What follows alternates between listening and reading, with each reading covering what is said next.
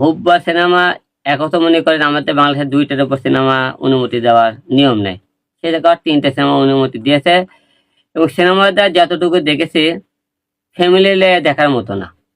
এর মধ্যে খুব যে শব্দগুলো ব্যবহার করেছে, অশ্লীল কথাবার্তা, এবং মনে তার মধ্যে যে অশ্লীল কিছু দৃশ্য দেখানো হয়েছে, কিন্তু এগুলো নিয়ে মনে করেন আমাদের কারো খুব একটা মাথা ব্যথা নেই। দেখেন, কারণ এর থেকেও বেশি মনে করেন অশ্লীল বাইরে থেকে সিনেমা আসতেছে। যেমন এরকম মনে করেন অনেক সিনেমা নিয়ে মনে করেন কথাবার্তা বলবে না, কারণ এরা অনেকে ইনকামের চিন্তা ভাবনা করতেছে, হল বাসাও। তারপরে মনে করেন অনেকে চিন্তা ভাবনা করছে কি হল বাঁচানোর থেকে আমাদের সমাজ ধ্বংস হইতেছে, আমাদের বাংলাদেশ চলচ্চিত্র ধ্বংস হইতেছে। এসব নিয়ে কিন্তু কারো কোনো মাথা ব্যথা নেই।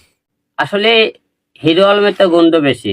এই সিনেমাদুল বাইশার এই সিনেমাদুল বাইশার হিরো আলম করতো, তাহলে দেখতেন দেশের মনে করেন অবস্থা খারাপ করে দিত।